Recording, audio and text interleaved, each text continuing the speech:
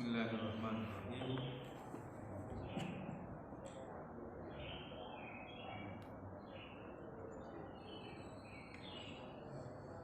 Assalamualaikum warahmatullahi wabarakatuh. Alhamdulillah. Alhamdulillahilladzi anzala sakinata fi qulubil mu'minin liyazdadu imanan ma'a imanihim. Wassalatu wassalamu ala sayyidil mursalin wa imamu al-mujahidin.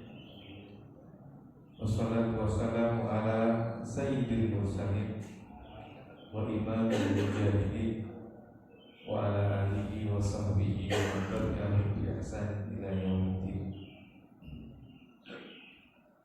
Qala Allah ta'ala fi kitabihil karim wa asdaqul qa'ilin wa min ayatihi an khalaqa lakum min anfusikum azwajan litaskunu ilaiha wa ja'ala bainakum mawaddatan wa rahmah inna fi dzalika laayatin liqaumin yatafakkarun. Wa qala ta'ala fi ayatin ukhra muhadditsan anil malaikati alladziina yahmiluna al-'arsy wa huwa al-qa'il Rabbana wa adkhilhum jannati adnin allati wa'adtahum wa man salaha min abaihim wa azwajihim wa dhurriyyatihim innaka antal azizul hakim. Bapak ibu hadirin hadirat jamaah salat subuh Masjid Al-Fawzi yang saya muliakan, khusus juga guru kita semuanya yang mulia, Ustaz Al-Fadil yang memimpin sholat dan juga memimpin majelis kita pada kesempatan kali ini. Barakallahu fi umrihi wa talaqahu fi sihatin wa afiyatin wa adal nasihatahu, dan kepada seluruh jamaah baik yang hadir berwajah pada kesempatan kali ini wajah diwajhin, maupun yang hadir melalui Zoom, Zooman di Zoomin, wajah diwajhin, Zooman di Zoomin. Dan semuanya diberikan kesehatan, keberkahan dalam seluruh aktivitas yang dilakukan. Bapak-bapak, ibu-ibu yang dirahmati Allah Subhanahu wa taala.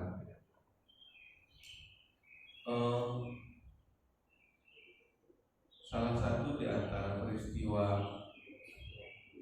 yang senantiasa berulang sekaligus menjadi tazkirah kepada kita itu adalah peristiwa perkawinan. Allah Subhanahu wa taala menjadikan perkawinan ini sebagai media yang paling besar untuk mendapatkan ketenangan dalam kehidupan. Peristiwa tidak biasa, kenapa? Karena peristiwa itu menjadi salah satu tanda kebesarannya. Wamin ayati. Dengan demikian peristiwa itu memang kalau orang menyebut peristiwa sakral itu betul peristiwa yang tidak biasa, benar. Karena peristiwa itu adalah peristiwa yang dijadikan oleh Allah sebagai salah satu tanda kebesarannya. Peristiwa yang singkat, ya, akan itu kan paling cuma 1 menit. 1 menit itu yang menentukan. Akadnya cepat tetapi kelangsungannya sampai hayat. Jika seorang wali mengatakan angkah tukang, wazawaj tukang, waktu bataka, misalkan imahri kada wa kada ha'alan, ketika laki-lakinya mengatakan qabil tukang ha'a wa tazwijah imahril barku ha'alan, jadi 1 menit. Di peristiwa itu meskipun satu menit disebut oleh Allah sebagai peristiwa mitsaqan ghalidha. Mitsaq, ikatan yang amat kuat. Nah, oleh karena itu Allah Subhanahu wa taala menjadikan nikah ini sebagai wasilah untuk mencapai ketenangan, litaskunu ilaiha. Artinya kalau khitabnya ini adalah bapak-bapak laki-laki, maka laki-laki itu tidak boleh mendapatkan ketenangan selain ketenangan ketika ia berada di samping pasangannya. Di saat yang sama ingin mengatakan bahwa pasangan dalam konteks ini adalah wanita harus bisa menjadi sesuatu yang menenangkan di hadapan suami. Ini kalau konteksnya laki-laki. Kalau konteksnya perempuan tinggal dibalik saja. Jadi laki-laki tidak boleh ada orang yang paling nyaman dalam hidupnya melebihi istrinya. Allah menyebutnya litaskunu ilaiha, supaya kalian itu sakinah dengan pasangan kamu. Di saat yang sama, pasangan-pasangan itu harus mendesain dirinya untuk bisa menjadi sakinah atas suami. Jadi kalau dibalik, jadi seorang istri itu tidak ada tempat yang paling nyaman untuk curhat kecuali di depan suaminya. Jadi kalau gitu bapak harus sabar dengerin curhatnya istri. Bahaya nanti kalau istri sudah curhat di tempat yang lain gara-gara bapak nggak sabar dengerin curhatnya. Betul nggak Pak? Betul nggak Bu? Litaskunu ilaiha. Kenapa saya sebut begini? Keywordnya sesungguhnya ketenangan itu ada di dalam rumah. Karena pasangan itu di rumah. Litaskunu ilaiha. Dan itu oleh Allah Subhanahu wa taala didesain bukan hanya ketika di dunia, sampai ketika di akhirat kelak. Salah satu cara yang Allah gunakan untuk menyempurnakan kenikmatan ahli surga itu adalah ketika dihimpun dengan keluarga besar di dunia ini. Oh, ini powernya. Jadi ternyata di dalam tafsir Qurtubi itu disampaikan satu cerita. Ada ahli surga itu yang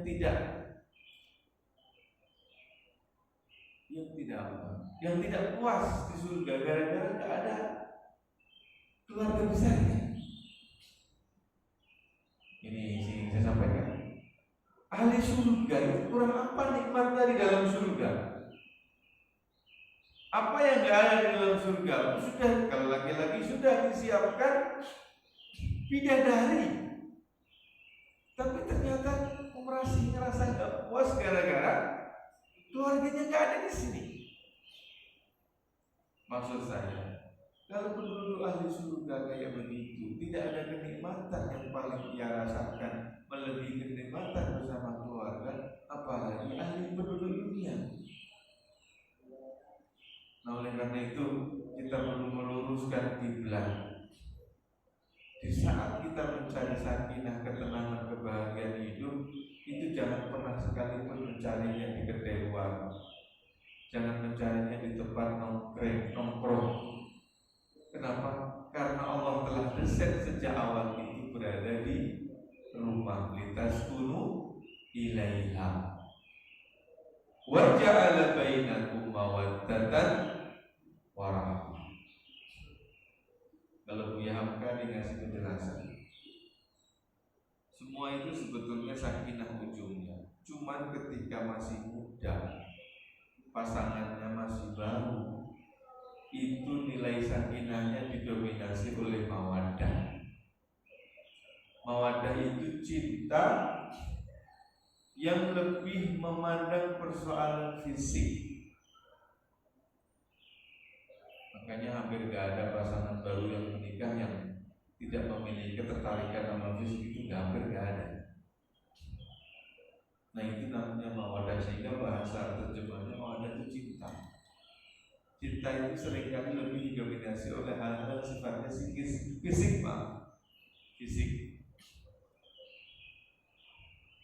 Nah tetapi berjalannya waktu, sakinah itu tidak hanya ditopang oleh mawaddah, tetapi harus ditopang oleh rahmah. Nah rahmah itu kenyamanan, sakinah dikarenakan unsur kerahmahan, belas asih. Nyamannya Kiai Sayuti dengan ibunya ini, antara dulu awal menikah dengan sekarang mungkin nyamannya sama, tapi yang menjadi penyebab nyaman pasti beda. Kalau dulu mungkin karena masih muda, masih sama-sama gagahnya, masih sama-sama energinya. Nah itu dulu, nah itu mawaddah. Tapi kalau sekarang orang itu kan sunatullahnya kalau sudah nggak muda, itu kan juga nggak seger. Betul nggak ya? Iya. Sama, bukan hanya yang perempuan, yang laki-laki juga begitu. Coba dibayangin kalau seandainya kenyamanan pasangan itu hanya didasarkan pada mawaddah. Oh kalau sudah tua nggak bisa lagi nyaman. Kenapa? Sebab sudah hilang faktor-faktor fisiknya.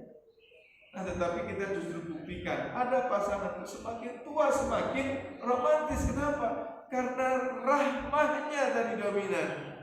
Gak apa-apa lah, fisiknya sudah sama-sama muda ini, nah gitu kan. Tapi menghayati perjalanan bersama, berjuang bersama, saling topang bersama, saling mengisi bersama, itulah yang bikin rahmah sehingga menghasilkan kenyamanan sakinah. Jadi ketika masih muda mawaddah itu kalau dicubit kan bunyi au gitu kan. Betul bagiannya. Kalau pasangan baru itu kalau dicubit kecil itu kan bunyinya au gitu. Tapi kalau sudah umur 65, kalau dicubit bunyinya apa Pak?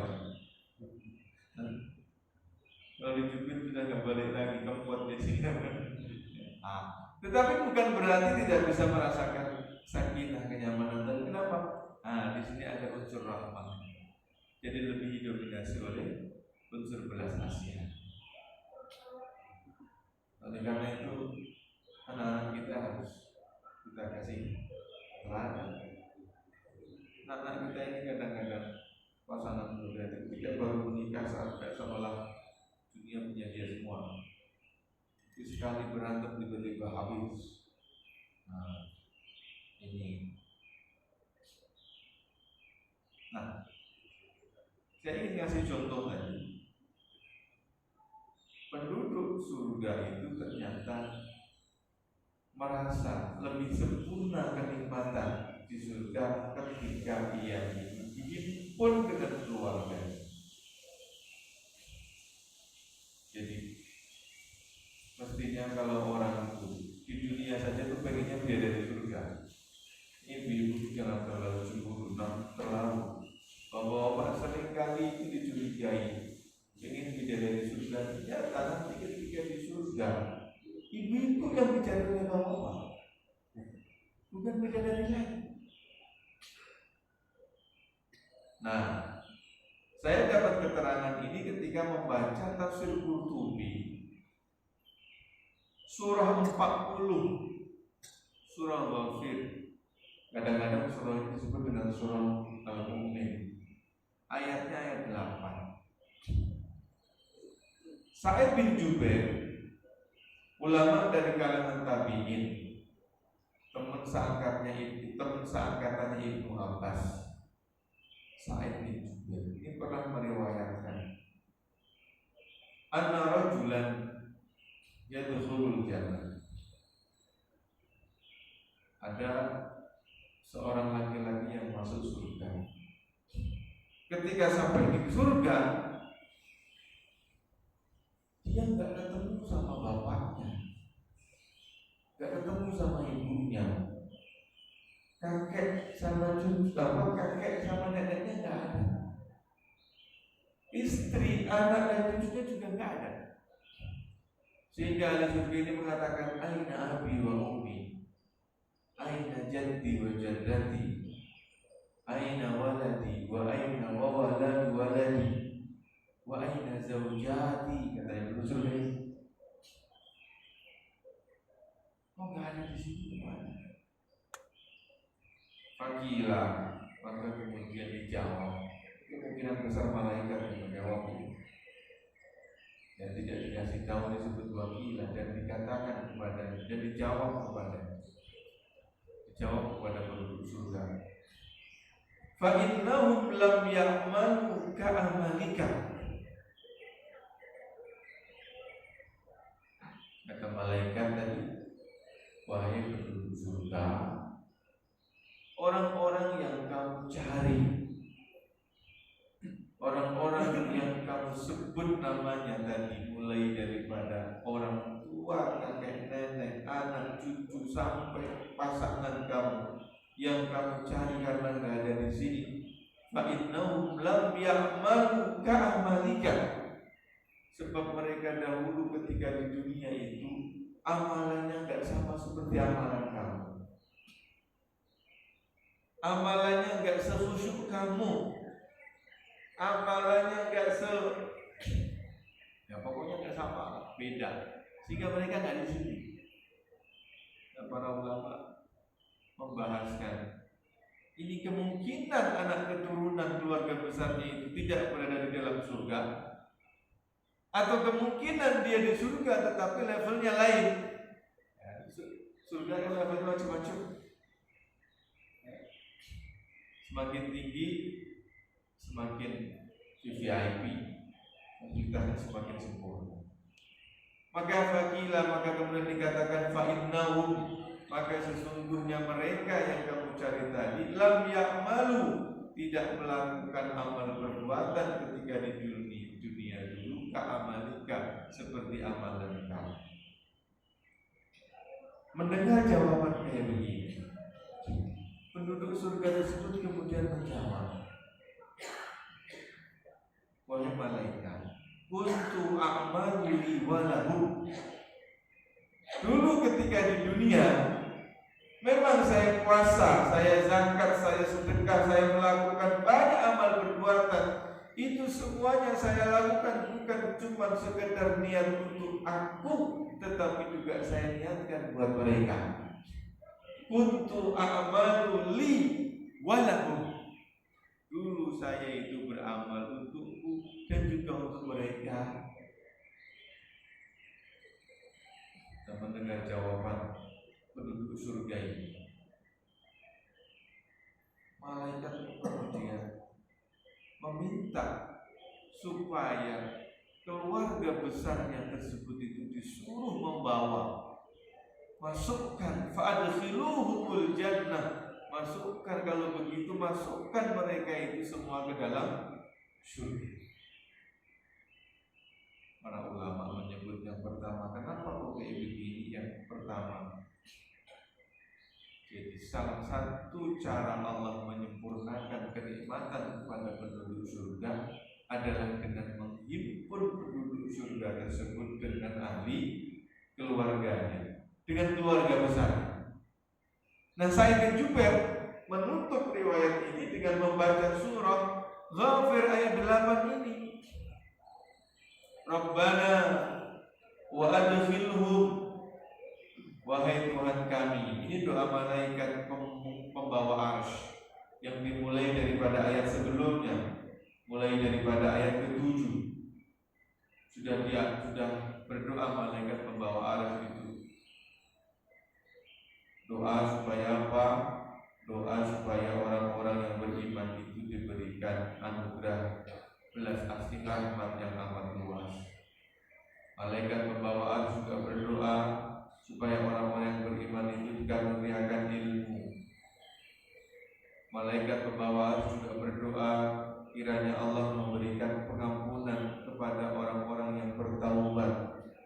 Nah, di dalam ayat ke-8-nya malaikat ini kemudian meneruskan berdoa, Rabbana wa adkhilhum jannati adnin allati wa'adtahum. Ya Allah, masukkan orang-orang yang beriman itu ke dalam surga Aden yang telah Engkau janjikan kepada mereka. Wa man salaha min abaihim, dan begitu juga masukkan ke dalam surga bapak-bapak mereka, wa azwajihim, dan istri-istri mereka, wa dzurriyyatihim, dan anak keturunan mereka. Innaka antal azizul hakim, sesungguhnya Engkau Zat yang maha perkasa sekaligus maha bijaksana. Waqihimus sayyi'at, jauhkanlah mereka daripada keburukan. Sa'id bin Jubair menjadikan ayat 8 daripada surah Ghafir ini sebagai legitimasi syariah, bahwa sesungguhnya anak keturunan yang memiliki keimanan itu nanti akan dihimpun dengan orang tuanya di dalam surga. Lalu di dalam surah yang lain Allah menyebut walladzina amanu wattaba'athum dzurriyyatuhum biiman alhaqna bihim dzurriyyatahum wa ma alatnahum min 'amalihim min syai'. Kullu mri'in bima kasaba rahin. Walladzina amanu, dan orang-orang yang beriman, wattaba'athum dzurriyyatuhum biimanin, dan anak keturunannya pun juga akhir mengikuti perjuangan orang tuanya dengan keimanan. Orang-orang yang beriman dan anak keturunannya yang juga beriman, ya, meskipun amalannya berbeda. Tadi disebut alhaqna bihim dzurriyyatahum, nanti kami akan himpunkan anak keturunannya dengan mereka. Wa ma alatnahum min amalihim min syai'. Jadi ini poin yang pertama.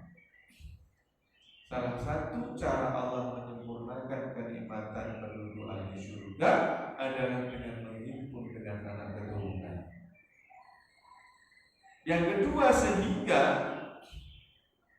kita memiliki tanggung jawab untuk senantiasa menyayangi mereka.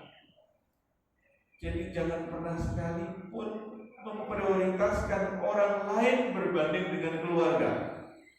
Kenapa? Sebab sekali lagi sakinah kehidupan kita ini ada pada keluarga, bukan hanya di dunia, bahkan nanti saat kita udah masuk surga pun kita pengen supaya anak keturunan itu sama-sama dengan kita. Sampaikan kepada menantu anak kita yang sudah berumah tangga itu, jangan sampai ketika di saat sukses energis kemudian mensia-siakan keluarga. Jangan mencari kebahagiaan, ketenangan di luar rumah tangga. Siapa yang mensia-siakan keluarga di saat ia sukses maju jaya, ia sesungguhnya sedang menyiapkan masa tua yang nestapa. Sampaikan itu ke menantu. Ke anak juga. Kalau nanti menantu dibilang modus supaya anaknya disayangi itu nanti kan. Tapi ke anak kita juga. Ya, anak kita juga. Itu yang kedua. Jadi kita harus merasa bahwa taman surga di dunia itu ada di dalam ruang tamu ketika kita bercengkrama dengan keluarga. Jangan sampai kedai kopi itu jauh lebih nyaman berbanding dengan ruang tengah keluarga itu. Sehingga di saat yang sama kita juga berlomba-lomba untuk menjadi sakinah atas sisi keluarga. Ada orang bertanya, kenapa bapak-bapak itu lebih nyaman ngobrol di kedai kopi berbanding langsung pulang ke rumah. Saya bilang mungkin karena bapak-bapak itu kenapa betah di kedai kopi? Karena baru saja masuk kedai kopi sudah langsung disambut dengan senyuman. Mau minum apa? Oh, ada senyum. Apa namanya itu yang jaga itu? Barista. Dia membayangkan kalau pulang ke rumah kayak gitu, baru buka pintu langsung, Pak itu sampahnya buang. Nah, ya dia lebih nyaman di warung kopi daripada pulang ke rumah. Ya, jadi kalau di kedai kopi baru aja buka pintu yang disenyumin, langsung ditawarin minum apa? Oh, minum apa Pak? Ya kan gitu, minum apa Kak? Gitu ya. Itu kalau di kedai. Tapi kalau pulang ke rumah itu yang bikin. Nah, oleh karena itu saya lagi, kita harus mendapatkan kebahagiaan itu di rumah, dan pada saat yang sama kita juga harus menghadirkan sakinah itu di rumah. Jadi harus proporsional, bukan menuntut doang, tetapi juga harus menghadirkan. Jadi bapak-bapak juga sama, meskipun ibu itu lagi bikin cerita, dengerin aja. Walaupun yang diceritain itu udah 3 kali ceritain, gak apa-apa dengerin. Nanti kalau bapak itu gak sabar dengerin curhatannya ibu, nanti ibu curhat tempat lain. Lebih bahaya nanti. Kalau ada dada, kalau ada pundak yang sabar mendengar curhatan, ya, itu yang kedua. Yang ketiga, secara fikih, ternyata hadis tersebut, riwayat tersebut dijadikan sebagai landasan dalil bahwa setiap kita, apalagi orang tua, kalau melakukan amal perbuatan, selipkan nama-nama orang tersayang di dalam niat ibadah tersebut. Sehingga kalau berdoa itu jangan terus Rabbi firli terus, tetapi harus Rabbi firlana. Kalau melakukan Allahummarhamni, Allahummarhamna, jadi doanya bukan hanya untuk keakuan, keegoisan, tetapi untuk seisi keluarga orang-orang tersayang. Jadi kalau melakukan amal kebaikan, niatnya bukan hanya untuk saya, tapi diniatkan untuk pasangan, diniatkan untuk anak. Nah, oleh karena itu dalam konteks kurban belum lama itu, meskipun secara fikih kalau sapi itu 8, kambing itu 1, tetapi dalam prakteknya dulu Nabi itu pernah menyembelih 1 kibas untuk dirinya dan ahli keluarganya. Sehingga kalau seandainya nggak mungkinnya seseorang itu menyembelih 1 kibas disembelih, kemudian mengatakan Bismillah Allahu Akbar hadza minni wa an ahli baiti Bismillah Allahu Akbar disembelih. Jadi sebegitunya. Ini adalah kurbanku dan kurban seisi keluargaku. Bismillahirrahmanirrahim. Bismillahirrahmanirrahim. Wa an ahli baiti Bismillahirrahmanirrahim. Jadi teori-teori pendidikan, teori-teori parenting yang selama ini sudah kita pelajari dan kemudian kita implementasikan, nggak sempurna kalau tidak kita dengan cara membangun koneksi batin melalui doa. Saya dulu ketika di pesantren dikasih amalan sama kiai. Jadi salah satu cara yang bisa dilakukan untuk membuat anak hatinya lembut dan nurut sama kita ketika masih kecil itu, ya, sebab kalau sudah besar, kalau tidur kamarnya udah dikunci, ya kan? Kalau masih kecil itu, kalau sholat malam, sholatlah di hadapan ketika anak tidur itu. Ima di depannya atau ima di samping sebelah kanannya, tergantung perkamarnya mana yang paling memungkinkan. Jadi kalau memungkinkan di hadapannya.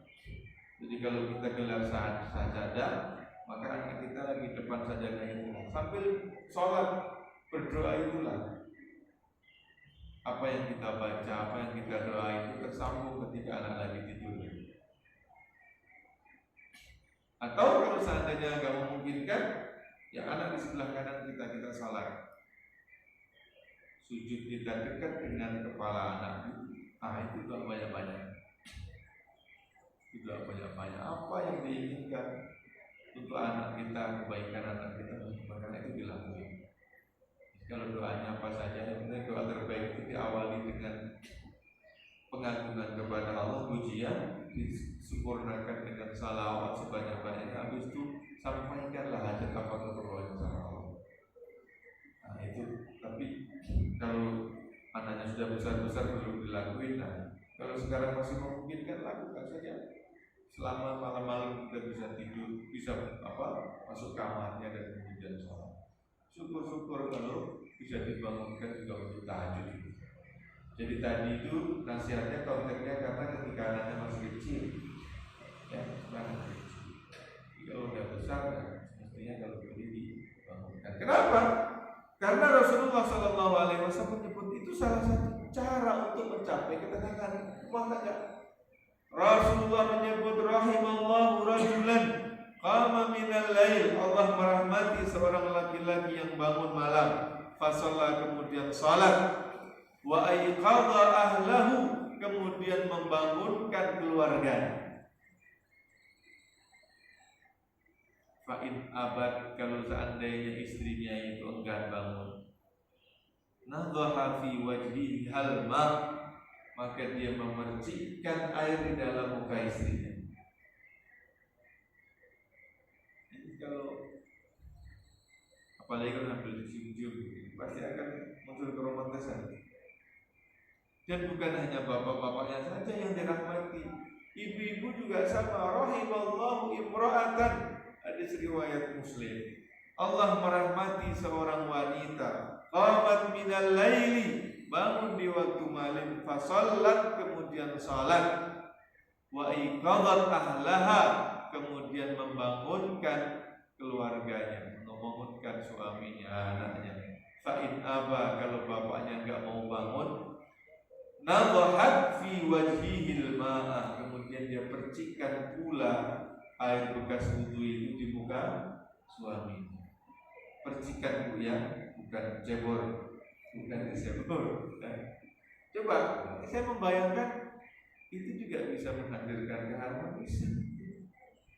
Apalagi kalau lagi pas lagi capek, hujan-hujan begitu ya, bangunin pasti agak susah, molet-molet, susah-susah. Itu kan secara chemistry akan menghasilkan perpaduan keharmonisan. Ini cara yang pertama untuk mencapai sakinah dalam rumah tangga. Kalau Allah sudah merahmati seorang laki-laki, merahmati seorang perempuan, maka otomatis yang terhasil daripada perkawinan rahmah tersebut pasti anak-anaknya juga mendapatkan kerahmahan juga. Ini yang pertama. Yang kedua apa? Yang kedua, baca Quran. Karena salah satu faktor yang membuat rumah tangga berantem itu adalah kerja setan. Jadi setan itu ada setan khusus yang ditugasi oleh bosnya untuk membuat rumah tangga porak-poranda. Kalau dia berhasil, maka dia akan dipanggil di dalam apel pagi mereka, kemudian ditunjukkan ini yang berhasil memporak-porandakan sehingga dapat dia mendapatkan apresiasi dari seluruh setan. Jadi makanya Nabi menyebut meskipun cerai itu adalah solusi dalam situasi tertentu, tapi dia dibenci tapi boleh tapi dibenci kan gitu, cerai. Sehingga kalau seandainya in case harus bercerai dalam konteks untuk mendaulatkan syariat, sama seperti pernikahan itu untuk mendaulatkan syariat. Jadi kalau seandainya harus cerai dalam konteks mendaulatkan syariat pula supaya tidak ada hak-hak kemanusiaan yang terjadi, sehingga solusinya cerai. Tapi itu solusi, bukan dikit-dikit, bukan dikit-dikit cerai. Nah, supaya setan itu gak ikut-ikutan sama urusan rumah tangga kita, ngaji. Maka Rasulullah menyebut la taj'alu buyutakum maqabir. Jangan kalian jadikan rumah kalian seperti kuburan. Fa inna syaitana yanfiru minal baitil ladzi tuqra'u fihi suratul Baqarah. Syaitan itu akan lari terbirit-birit dari rumah yang di dalamnya dibacakan surah Al-Baqarah.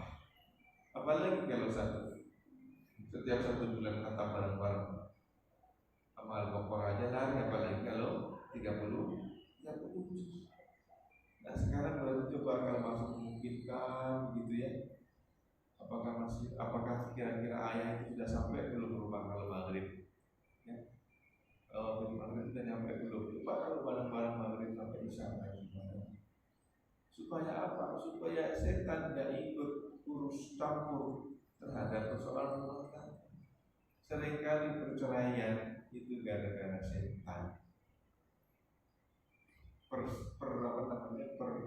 Percekcokan itu gara-gara urus campur setan. Nah, supaya setan yang nggak urus campur, bacain. Yang ketiga, saling gotong royong. Gotong royong itu menghadirkan saling respect, saling mengapresiasi dalam rumah tangga. Jadi urusan anak jangan dulu ibu, bapak harus ikutan. Tentang bapak nyari nafkah, sehingga nggak ikutan ngurusin anak. Padahal ibu sebagai juga ikutan nyari tambahan buat beli susu anak. Ya kalau nggak beli susu ya buat beli bajunya gitu. Nah maka Rasulullah kata Ibunda Aisyah dalam riwayat Tirmidzi, karena Rasulullah Shallallahu Alaihi Wasallam fi mihnati ahli. Nabi dulu itu biasa melakukan pekerjaan rumah, pekerjaan istri-istrinya, pekerjaan keluarganya. Faidah hadaratus shalah, apabila ada salat berkumandang, tarakaha, Nabi meninggalkan wadahaba ila shalah dan kemudian melaksanakan salat. Dalam riwayat Nabi itu juga menyebut sepatu, Nabi itu juga menjahit sandal sepatunya yang rusak. Jadi gotong royong suasana dalam rumah tangga ini juga menghadirkan ketenangan. Maka bapak sekali waktu jangan selalu cuci mobil itu di car wash center. Sekali-kali cuci di depan rumah anak suruh nyemprot. Bapak yang ngelap atau anak-anak yang ngelap, bapak yang nyemprot. Sehingga nanti akan ada mama yang sibuk, bukan hanya mama saja. Mama yang sibuk di dapur, anaknya disuruh ngerjain ini, bapaknya nonton TV. Tidak tepat. Kalau kayak begitu khawatir. Kalau sudah seorang suami, seorang ayah itu mensia-siakan keluarga, khawatir muncul kebencian dari keluarga, muncul kebencian dari anak. Kalau sudah kayak begitu khawatir masa tuanya nanti menyiapkan masa tua yang nestapa, tidak mendapatkan kebahagiaan dari anak-anak. Itu yang bisa saya sampaikan pada kesempatan pagi hari ini. Mohon maaf, ini temanya kayaknya ngacak hari ini omongannya. Mudah-mudahan ada garis benang, ada intisari yang bisa diambil dan bisa kita laksanakan bersama-sama. Aqulu qouli hadza wa astaghfirullah. Assalamualaikum warahmatullahi wabarakatuh. Waalaikumsalam warahmatullahi wabarakatuh. Terima kasih Ustaz. Alhamdulillah Bapak dan Ibu baik yang di akhir tempat maupun di rumah masing-masing, kita baru saja mendengarkan sebuah pemaparan tentang yang boleh dikatakan bagaimana menciptakan rumah tangga yang sakinah, yang harus ditopang oleh mawaddah dan rahmah. Jadi kalau ada mawaddah rahmah nggak mungkin bicara sakinah ya, harus begitu ya kira-kira. Dan mawaddah dulu Ustaz mengangkat tema ini karena memang fenomena yang terjadi saat ini banyak sekali kalau kita ke pengadilan agama, terutama di Depok saja, itu kasus perceraian itu hampir setiap hari banyak sekali, bahkan sampai ratusan Ustaz. Ya, ini baru di Depok, belum lagi di wilayah-wilayah lain. Nah ini betul, penyebabnya kita tidak tahu Ustaz ya, tapi dengan pemaparan, dengan ayat-ayat yang tadi dimunculkan, jangan sampai ada setan yang ganggu di rumah ini, itu aja. Tapi setan ini kan juga bisa berbentuk setan yang mana setan, dan bisa juga setan yang berbentuk manusia. Jadi kan dua-duanya ini terlibat ya. Barangkali seperti itu. Baik Bapak dan Ibu sekalian, sambil santai-santai, dan ngobrol-ngobrol, silakan barangkali ada yang ingin disampaikan atau ingin yang ditanyakan, atau barangkali kita sharing ya pengalaman, barangkali kalau ada kita diskusikan bersama bapak-bapak dan ibu sekalian. Dan ini Ustaz, sambil menunggu partisipasi dari bapak-bapak dan ibu-ibu, ini ayat 8 ini berarti kita sudah didoakan ya, dan didoakan oleh malaikat untuk kita semua ya, dan keturunan-keturunan kita maupun orang tua kita yang terdahulu sudah didoakan Ustaz. Dari kalau kita lihat ayat 8, kemudian ayat 9-nya juga, ayat 9 itu juga agar kita dijauhkan dari segala keburukan. Ya, artinya luar biasa, dan bukan tamu-tamu mendoakan malaikat ya. Jadi meskipun malaikat yang mendoakan kita, kalau kita juga tidak berperan aktif ya, barangkali kerjasamanya itu. Barangkali silakan ada yang ingin disampaikan. Karena beliau ini udah paham Ustaz ya. Tidak apa-apa, anggap saja kita mengajar dulu ya, baru mau pindah rumah tangga ini, gitu kan, dalam konsep 60 ke atas ya. Dari kemarin dari 30 ke atas sudah kita mulai ya, alhamdulillah sampai saat ini. Kemudian saat ini dari 60 ke atas ini seperti apa lagi? Apakah masih ada mawadahnya, gitu kan? Apakah masih ada rahmatnya, gitu? Tapi saya yakin rahmat dan mawadah dimiliki oleh masing-masing setiap bapak-bapak dan ibu-ibu. Baik ibu-ibu yang ada di belakang ada yang ingin disampaikan?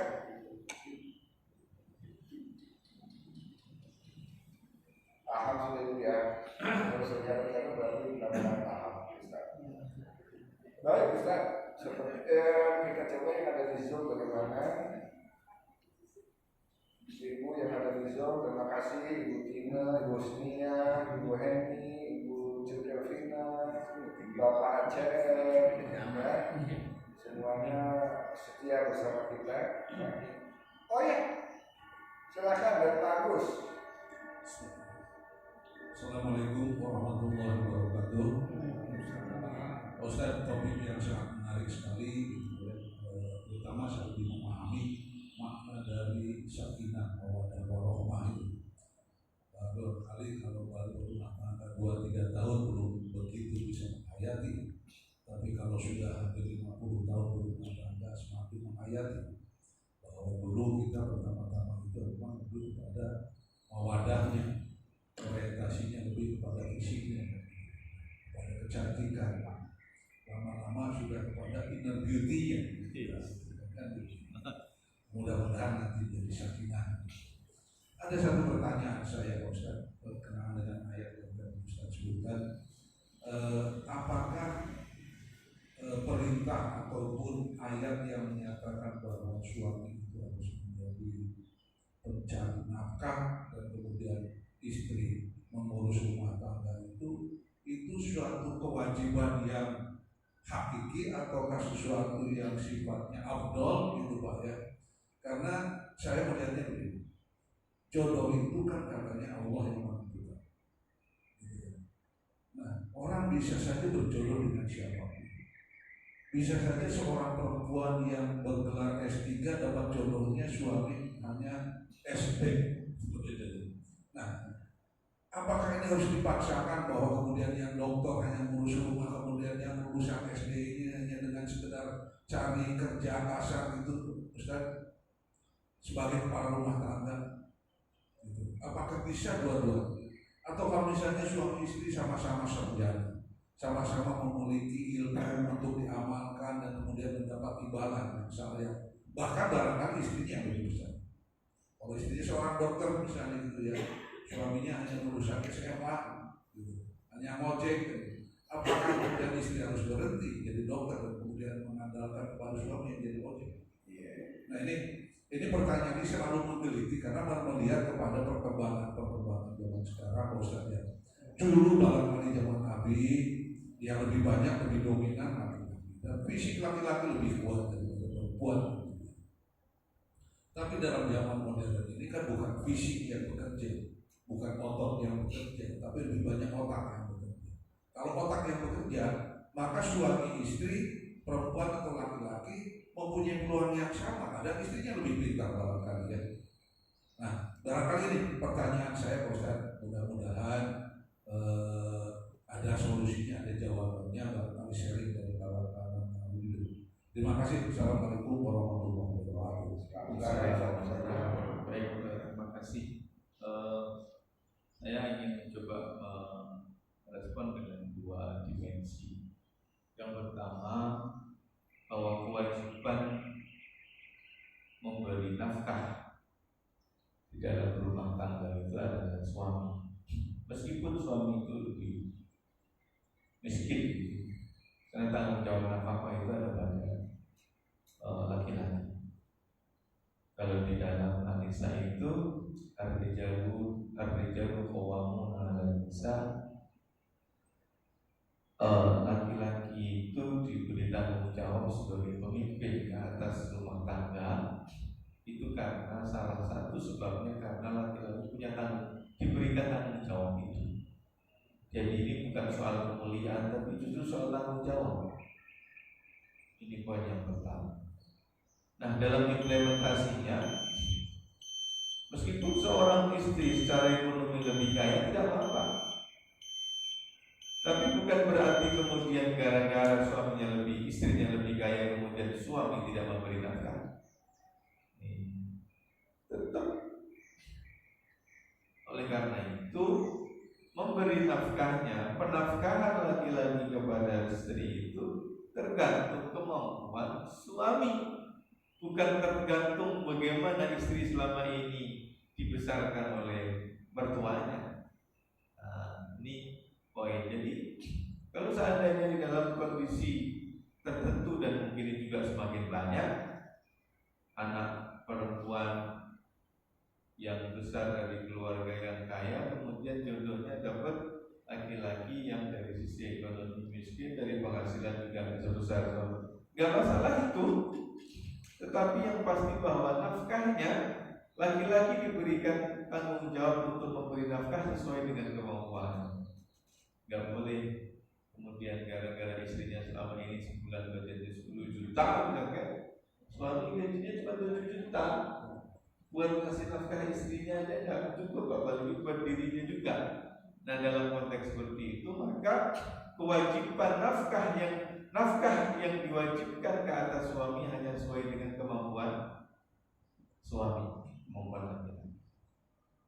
Kalau karena hal itu kemudian istri punya penghasilan dan ingin memberi anak yang lebih sesuai dengan apa yang diberikan oleh ayahnya, oleh suaminya, maksud saya, ya nggak apa-apa. Itu poin yang pertama. Jadi jangan sampai, mohon maaf gitu ya, dalam pandangan saya mungkin juga dipandang orang lebih konservatif. Jangan kemudian gara-gara itu seorang suami itu resign. Kenapa harus resign? Karena gaji saya itu dipakai untuk gaji bibi nggak cukup. Kan lebih baik saya bibinya. Nah, kalau ini udah inilah ya, menurut hemat saya. Dan ini nampaknya udah mulai banyak. Karena seperti Pak Haji tadi, sekarang ini paradigma orang berpenghasilan tidak terkait lurus dengan kemampuan fisik, tapi justru kemampuan kan. Ini poin yang pertama. Poin yang kedua, ada hal lain yang dihadirkan oleh Nabi tentang cara Islam memuliakan perempuan. sahih disebut perempuan itu, tapi hadis ini dipandang oleh sebagian orang sebagai pembatasan potensi perempuan. Perempuan itu idza shalat khamsaha, kalau sholat 5 waktunya beres, wa shamat syahroha, dan puasanya beres, wa hafizat farjaha, dan menjaga kemuliaan harga dirinya, wa ata'at zaujaha, dan mentaati suaminya, maka dia dakhalatil jannata min haitsu babin sya'at, dia boleh masuk surga melalui pintu yang dia kehendaki. Hadis kayak begini bisa jadi menjadi asik ketika disampaikan, karena mungkin sebagian orang melihat ini membatasi peran dan potensi perempuan. Ya, karena perempuan itu memang didesain untuk menghasilkan generasi yang lebih hebat. Makanya Buya Hamka pernah menyebut, kalau kamu itu mendidik seorang laki-laki, Anda hanya mendidik satu orang saja. Tapi kalau kamu mendidik seorang perempuan, Anda sedang mendidik satu keluarga. Jadi kalau laki-laki baik, ya baik. Tapi kalau perempuan dididik lebih baik, dari rahimnya dia nanti akan melahirkan generasi. Sehingga kalau mendidik satu perempuan, kamu seperti mendidik satu generasi. Nah, oleh karena itu menurut hemat saya, perempuan yang educated semestinya lah kepandaian itu digunakan untuk mendidik keluarga ini babil aula, prioritas. Ya mungkin kalau bahasa kasarnya, buat apa perempuan itu pinter sementara anaknya tidak merasakan kenikmatan kepandaian ibunya. Ini bukan berarti kemudian menghalangi seorang perempuan beraktivitas di luar rumah. Para ulama secara mungkin juga sudah membahas dibolehkan dengan syarat-syarat, dibolehkan dengan ketentuan-ketentuan. Itu mungkin respon daripada saya.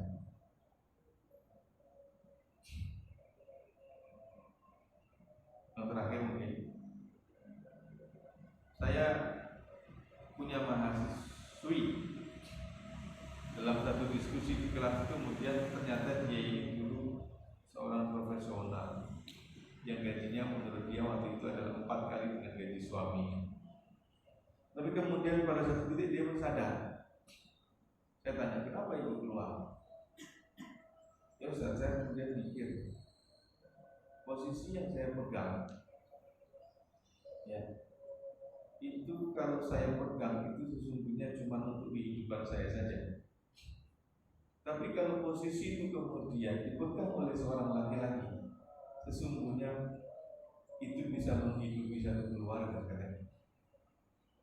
Jadi maksudnya kalau perempuan itu bekerja, karena memang dia nggak punya tanggung jawab untuk memberi nafkah, ya untuk dirinya saja. Kalau dia memberi anak, ya biasa saja itu anak gitu. Tapi kalau posisi itu dipegang oleh seorang laki-laki, berapa kepala yang bisa terhidupi dengan posisi itu? Saya waktu itu juga agak diem juga dengar, nggak pernah terpikir juga ada begitu. Itu mungkin apa? Jadi wanita-wanita yang hebat itu semestinya anaknya orang pertama yang berhak merasakan kehebatan ibunya. Saya sekali lagi tidak mengatakan bahwa wanita harus di rumah. Dalam banyak kesempatan saya juga kalau mengatakan bahwa bapak juga harus terlibat di dalam proses pendidikan anak. Ya, jadi saya sih berusaha tetap profesional sebisa saya. Itu barangkali jawaban saya, Bapak. Jadi posisi suami yang lebih miskin tidak berarti kemudian membatalkan ia sebagai pemberi kewajiban nafkah di dalam rumah tangga. Di saat yang sama, kelebihan status ekonomi seorang perempuan, tidak kemudian dia lupa bahwa sesungguhnya dia ini adalah seorang istri yang dikehendaki oleh Allah untuk menghadirkan sakinah di dalam rumah tangga. Itu barangkali jawaban saya. Ya, gimana Pak? Kira-kira masih ada tanggapan atau bagus? Sementara cukup menurut saya. Cukup ya. Sambil dihayati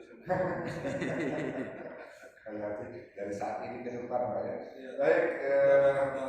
Barangkali ada yang lebih diutamakan ditonjolkan tanggung jawabnya seorang suami kan gitu, Ustaz ya. Ya betul. Jadi betul Bapak. bukan berarti bahwa misalnya kalau suaminya penghasilannya rendah kemudian lebih baik suami di rumah seperti Ustaz tadi atau nggak mau ngasih gara-gara istri ada gitu. Nah masalahnya kita ini kan ada Menteri Pemberdayaan Perempuan. Khawatirnya justru sekarang ini malah laki-laki nggak berdaya. Yang dimaksud itu jangan sampai barangkali istri lupa tugas sebagai ibu rumah tangga kan mengejar karir kan gitu Pak ya, dari pagi sampai sore kan gitu ya. Tapi kalau dalam pengertian masih tidak melepaskan tanggung jawab masing-masing, barangkali masih dibolehkan, barangkali begitu saja. Karena pengalaman saya begitu kan, saya juga mikir istri saya kan sarjana, ngapain suruh di rumah kan gitu, kasihan juga dia ingin mengamalkan ilmunya kan istilahnya. Yang penting asal jangan sampai anak tidak terdidik, anak keleleran kan gitu. Alhamdulillah kan gitu Pak ya, walaupun dua-duanya kerja tapi anak bisa terurus dengan baik. Barangkali itu jalan tengah yang Ustaz ya, tidak terlalu ekstrim mengatakan bahwa istri di rumah, suami cari duitnya kalau nggak cukup buat rumah tangga gimana? Saya kira demikian Ustaz, terima kasih. Saya rasa bisa benar-benar juga sudah ada ya Ustaz. Bagaimana seorang wanita jika suami sementara dia masih dalam keadaan indah, ya. Sementara dia harus keluar untuk mencari buat anak-anaknya. Nah ini sepanjang untuk mencari nafkah anak-anaknya silahkan dalam masa indah itu sampai begitu kan kalau tidak salah saja di Islam bukan Korea. Baik, memang pada idealnya kan begitu satu ya saja ideal sarjana ya sarjana juga gitu kan, nggak ustazah juga berkali gitu ya. Tapi ya namanya semua ceritakan Tuhan ya, jangan bagaimana kita berjalan. Yang penting hak dan kewajiban harus tetap terjaga. Begitu saja. Baik kawan dan ibu sekalian, baik yang ada di rumah maupun yang ada di masjid, waktu jualan yang dibatasi kita. Dan sebagai akhir dari pertemuan kita ini agar lebih sempurna, mohon Pak En untuk membacakan doa. Baik, bismillahirrahmanirrahim. Alhamdulillah.